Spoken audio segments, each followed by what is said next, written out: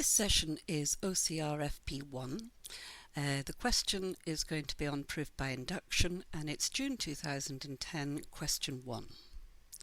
And what we're asked to do in this question is to prove by induction that for n greater than or equal to 1, that the sum from 1 to n of r upon r plus 1 is equal to a third n upon n plus 1 upon n plus 2. And for this we have got 5 marks. So when we're doing questions on induction, I think it's always important to break it down into steps. So the first thing I'm going to do in step 1 is to try and prove that it's true for n equals 1. So I'm going to let n equals 1, and then I'm going to look at what happens on the left hand side and on the right hand side and hopefully prove they're equal. So the left hand side, which I'll write as LHS, will just be one term, and it'll be 1 times 2, which is equal to 2, and the right hand side is equal to a third of 1 times 2 times 3, which is a third of 6, which is 2. So it is true, and we have proved that it's true for n equals 1. So we have to, that is our starting point, and the rest of the question and the proof is based on that. So it is important to write that out clearly. So in step 2, what we're going to do is assume it's true for n equals k,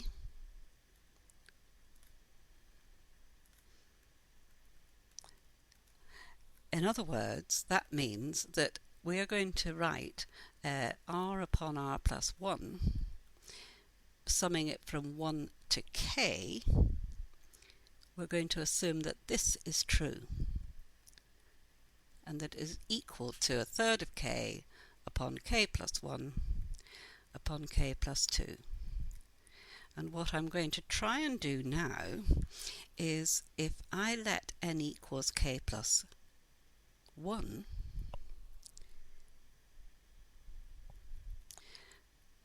then that means I've got one extra term, and I'm hoping that I will now be able to, on the basis that it's true for n equals k, I'm hoping to be able to prove that it's also true for k plus 1.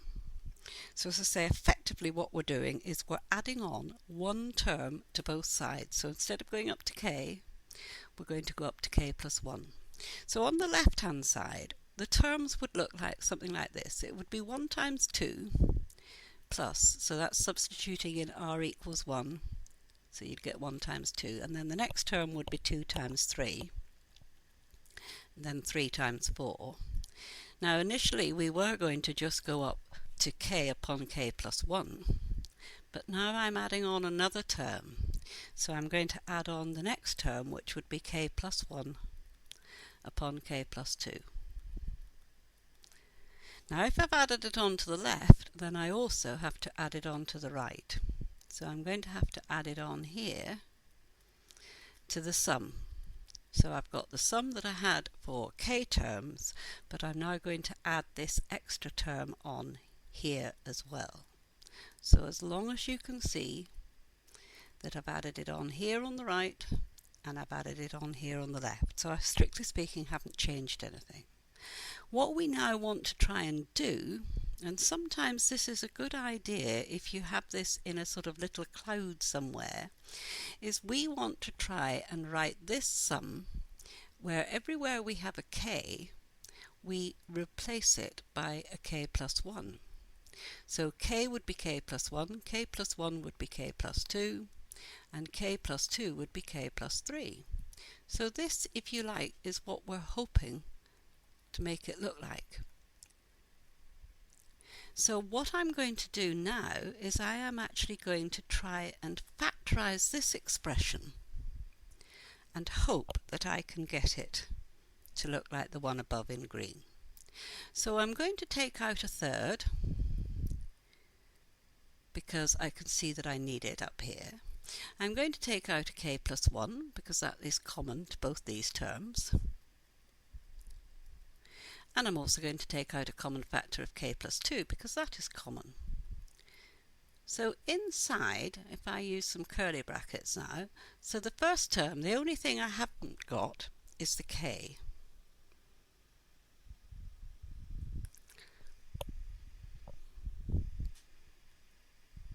And then over here, the only thing I haven't got is the third. So that would need to be a 3. And you can see now immediately that in fact I really didn't need to write those as curly brackets at all, because it comes straight out in the form that we want. So in fact we have now proved that it is true for n equals k plus 1. So that is what I refer to as step 2, and step 3 is the conclusion really. Now what we've actually done is we have proved that if n equals k, if true for n equals k,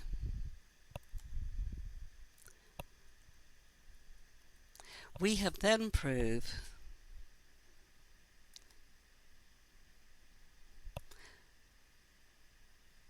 for n equals k plus 1. That's what we've just done. But of course, we already, right at the start, proved that it was true for n equals 1 up here. So that means it will be true for n equals 2, and since it's true for n equals 2, it will also be true for n equals 3, and so on. So all we need to do just at the end then is to say, since true for n equals 1, by induction, or mathematical induction,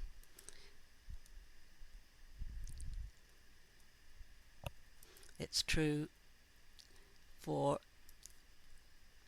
integers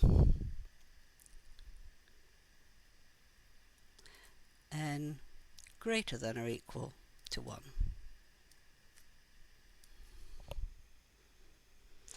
Now that is your basic sort of proof by induction. 3 steps.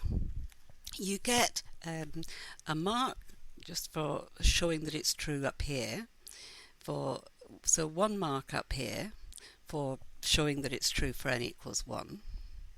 That is referred to as a B mark, so this isn't method as such, you just need to show it. You're getting a method mark here for adding on 1 extra term. You're also getting a method mark for attempting to factorize it, and an accuracy mark for getting it all correct. And then you also get another mark for your concluding statement. So those are your 5 marks. So do remember that if you want to look at any other revision videos, there are plenty more on the Further Maths website.